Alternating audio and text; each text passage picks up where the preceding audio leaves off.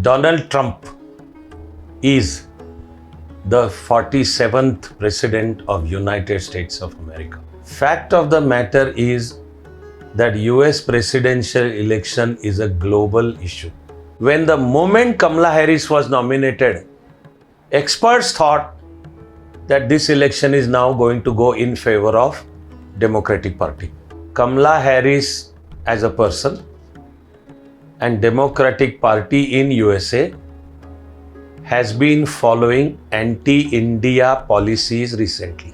The Republican nominee, President Donald Trump, for the first time, publicly siding with Bangladeshi Hindus, mind you. All of us generally know a sort of personal equation, you can say, kind of chemistry between Prime Minister Modi and Donald Trump. Bharat protects its national interest. We protect them in such a way that it adds to Vishwa Shanti, the global peace.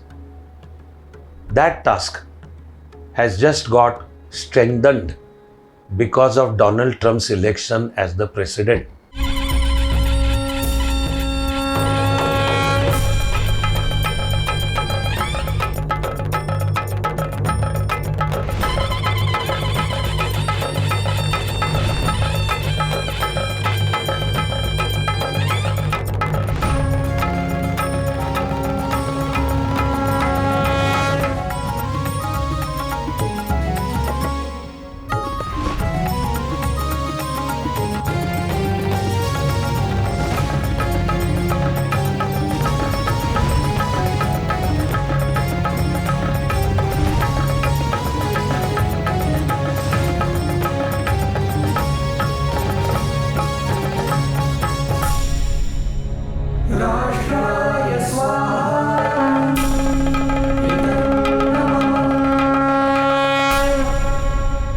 My dear friends, Namaste everybody.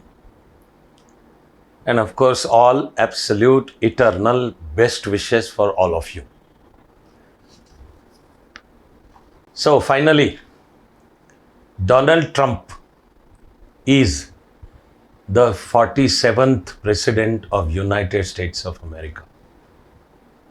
It was a gripping saga unfolding in US, and whether one likes or not, whether one understands or not, fact of the matter is that US presidential election is a global issue. Who gets elected affects the entire world. So no wonder the whole world was watching this process. US presidential election is always a thrilling unfolding of history. The constitutional method of US presidential election is rather extremely complex. As far as personally I am concerned, I remember I began to notice US presidential elections carefully from about 1917-ish. I'm going to focus only on Donald Trump's getting elected, but let me take this opportunity to tell you that the subject itself is global. It is relevant for India.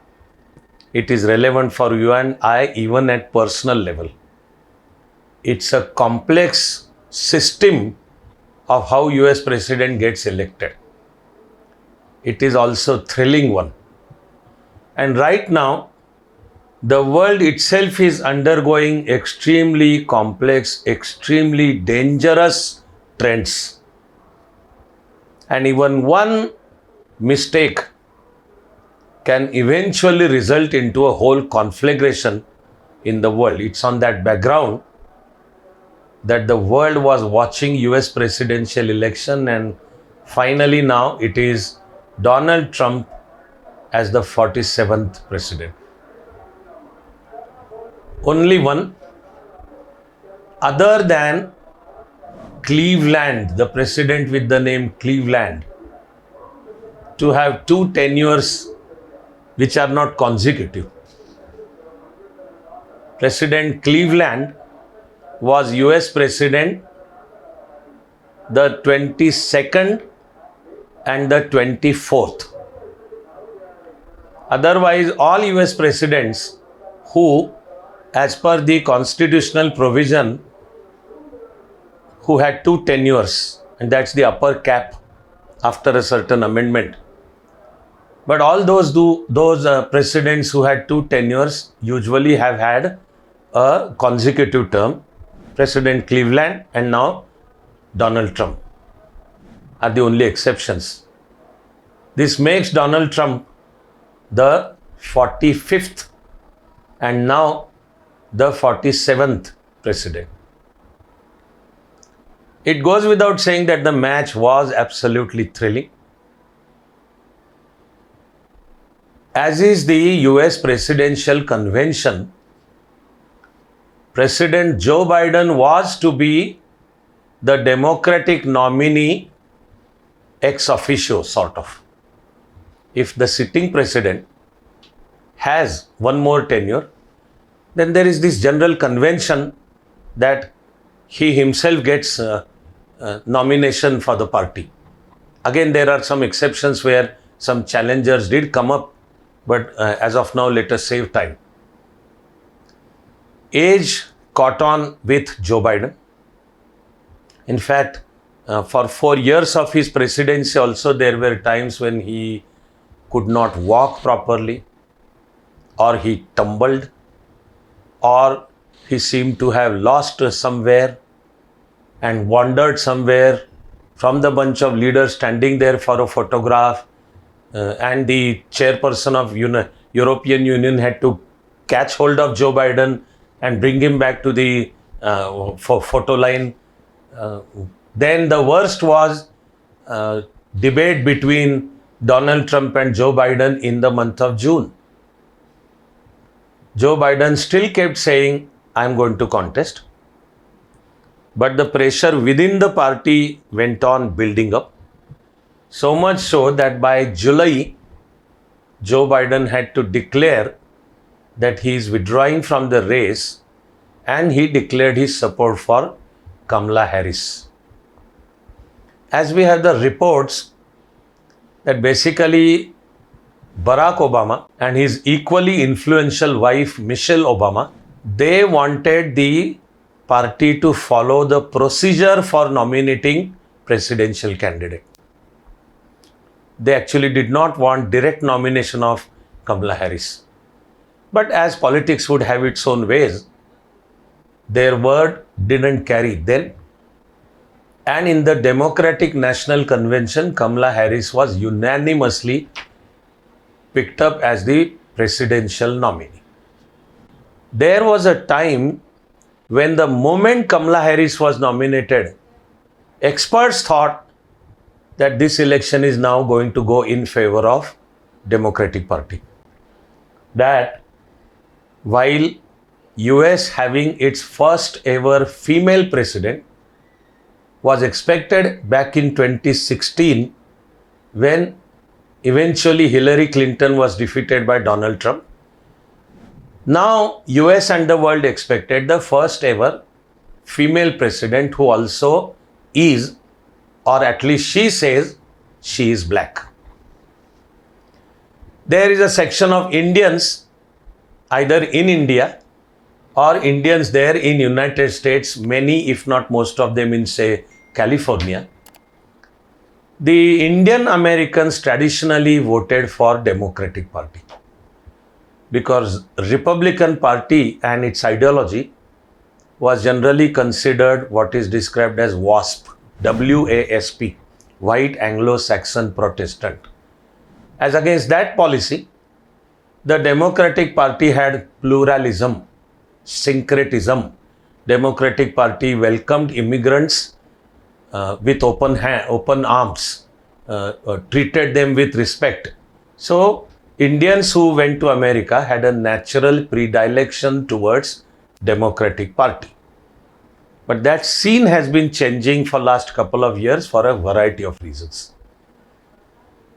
Kamala Harris, many Indians, I repeat, be they in India or in USA, were sort of getting sentimental, feeling overwhelmed.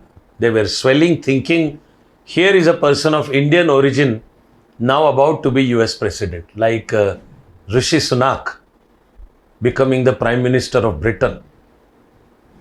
All these months I have always maintained that Kamala Harris as a person and Democratic Party in USA has been following anti-India policies recently.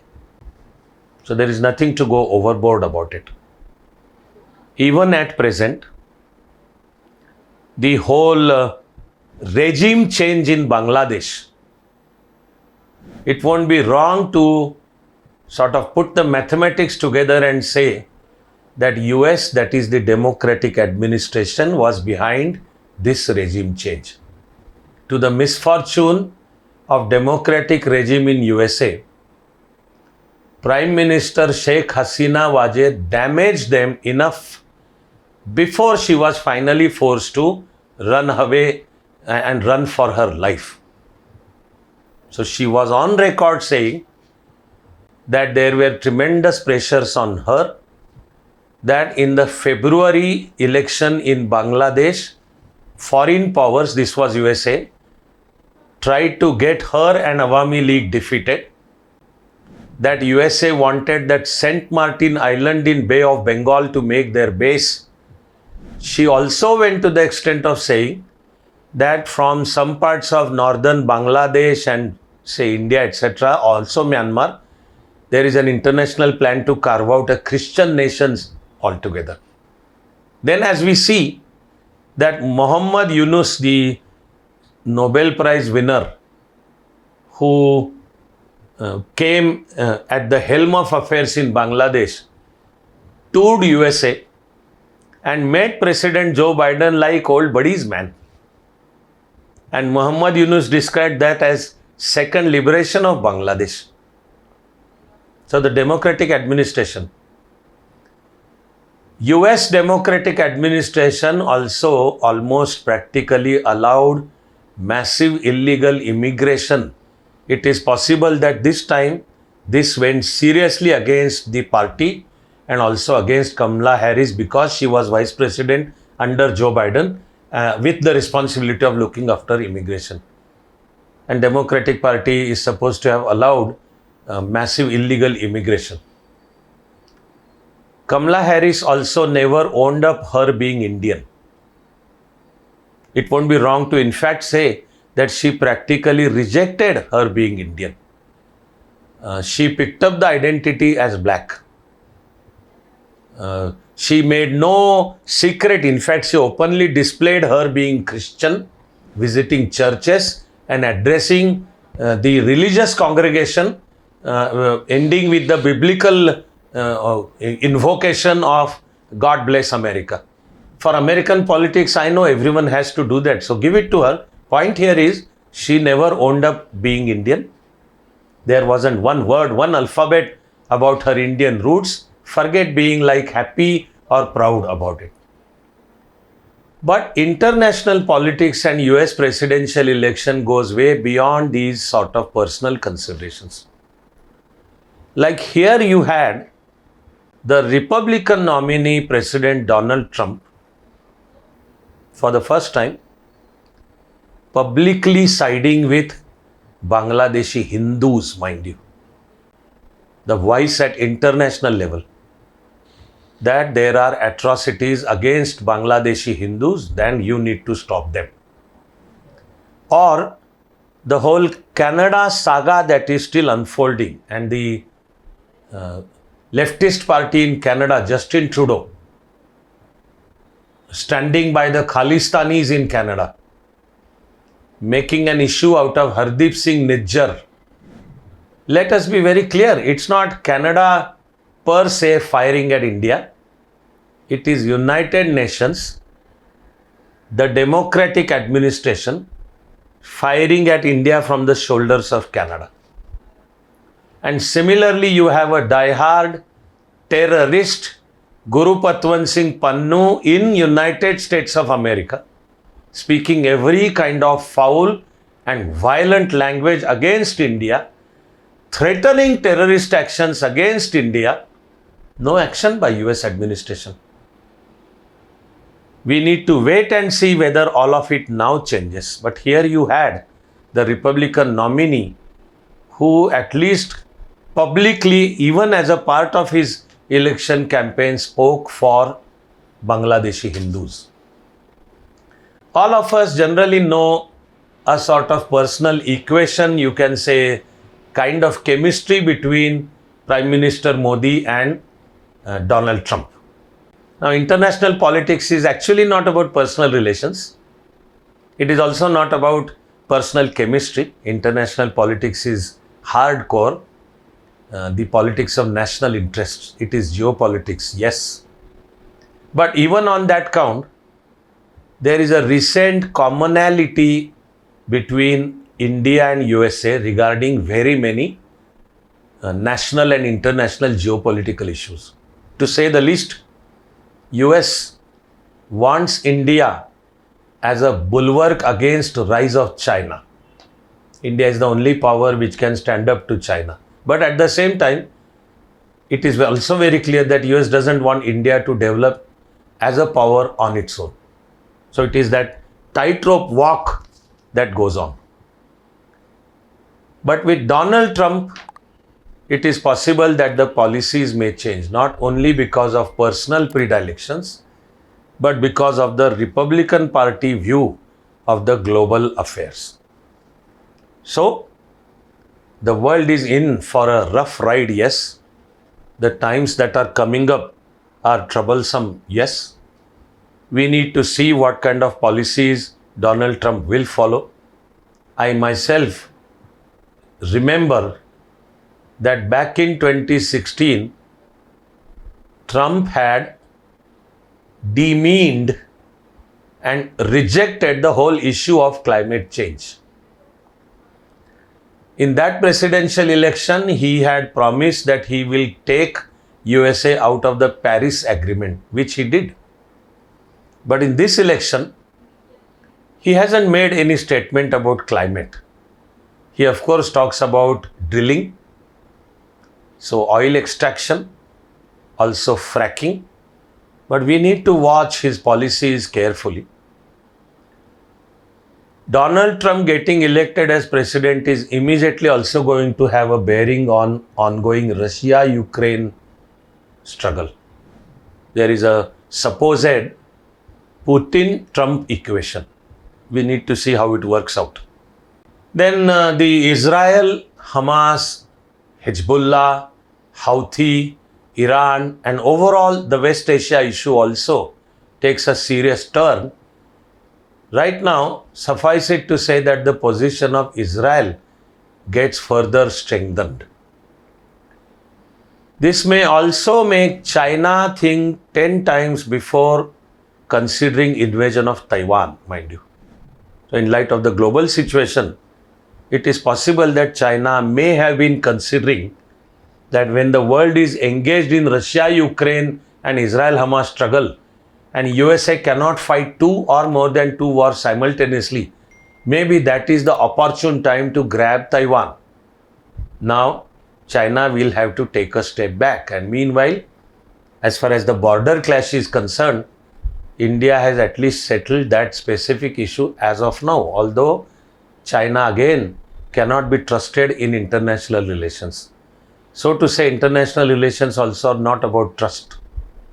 Our job is to protect our national interests, and we sincerely believe that even as Bharat protects its national interests, we protect them in such a way that it adds to Vishwa Shanti, the global peace. That task has just got strengthened because of Donald Trump's election as the president. Rest, we will wait, watch, study and talk. Until then and forever, all my best wishes for all of you.